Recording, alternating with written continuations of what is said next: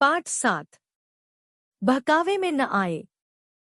प्रस्तुत कहानी में बताया गया है कि एक व्यक्ति के साथ किस तरह धोखेबाजी की जाती है और वह व्यक्ति किस प्रकार धोखा खा जाता है, इसलिए हमें किसी के बहकावे में नहीं आना चाहिए। आइए इस कहानी के बारे में पढ़ते हैं। एक गांव में एक हरिदास नाम का ब्राह्मण रहता था। वह ब्राह्मण बहुत सीधा सादा था। वह छल कपट को नहीं समझ पाता था। वह पूजा पाठ कराता था तथा जो भी दक्षिणा के रूप में मिलता उससे अपना जीवन निर्वाह करता था। एक बार दौलतनगर में सेठ किशोरीमल ने सपरिवार ब्राह्मण हरिदास के सानिध्य में अनुष्ठान करवाया। हरिदास ने 15 दिनों तक पूर्ण मनोयोग से किशोरीमल के परिवार के लिए पूजा पाठ किया। ईश्वर से प्रार्थना की कि वह सेठ जी को सभी प्रकार से संपन्नता प्रदान करे। अनुष्ठान पूरा हो जाने पर किशोरीमल ने हरिदास को अनेक प्रकार की वस्तुएं भेंट में दी तथा मनोवांछित दक्षिणा भी दी। इसके साथ ही उन्होंने हरिदास को एक गाय भी दान में दी। गाय पाकर हरिदास बड़ा प्रसन्न हुआ।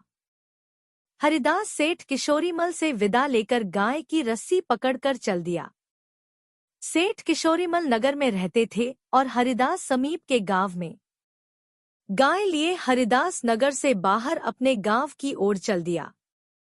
उस नगर में 3 ठग रहते थे। झूठ बोलकर लोगों को धोखा देना व उन्हें ठगना ही उनका कार्य था। उन्हें इस बात का पता चल गया था कि हरिदास दान में ली हुई गाय लेकर अपने गांव को लौट रहा है। उन्होंने ठगकर गाय लेने की युक्ति सोच ली।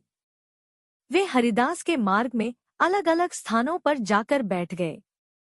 पहले ठग ने मार्ग में मिले हरिदास को हाथ जोड़कर प्रणाम किया और पूछा, हे ब्राह्मण देव, आप ब्राह्मण होकर इस गधे की रस्सी पकड़कर कहाँ जा रहे हैं? क्या आपने धोबी या कुम्हार का कार्य करना शुरू कर दिया है? क्या आप गधे भी रखने, बेचने, खरीदने लगे हैं? यह सुनकर हरिदास उस पर बहुत नाराज हुआ। उसे अपना और गौ माता का अपमान बहुत बुरा लगा। वह गुस्से में बोला, तुम्हें शर्म नहीं आती गाय को गधा बताते हुए? क्या मैं तुम्हें धोबी या कुम्हार नजर आता हूँ? क्षमा चाहता हूँ ब्राह्मण देव, मेरा ऐसा आशय नहीं था। मैं तो आपके साथ गधा देखकर ऐसा जान बैठा। इतना कहकर वह हाथ जोड़ता हुआ आगे बढ़ गया। कुछ दूर आगे दूसरा ठग बैठा था। हरिदास को गाय के साथ आते देखकर वह भी तैयार हो गया। समीप आने पर वह हाथ जोड़कर बोला, प्रणाम ब्राह्मण देव। यह गधा लिए कहाँ जा रहे हो? ब्राह्मण होकर आप भला गधे का क्या करेंगे? यह तो एक ब्राह्मण को शोभा नहीं देता। पागल हो गए हो क्या? गाय को गधा कहते हुए तुम्हें शर्म नहीं आती? हरिदास नाराज होकर उसे घूरते हुए बोला। अब वो गाय को भी घूरकर देखने लगा था। हरिदास को संदेह हो चला था कि लोग गाय को गधा बता रहे हैं। कहीं सेठ जी ने उसे गधा ही तो गाय बनाकर नहीं दे दिया। हरिदास ने बार बार गाय को देखा और मन में संदेह लिए आगे बढ़ गया। तीसरा ठग भी आगे मार्ग में तैयार बैठा था। हरिदास को आते देखकर उसने भी हाथ जोड़ दिए और बोला, ब्राह्मण देव, आप गधे का क्या करेंगे?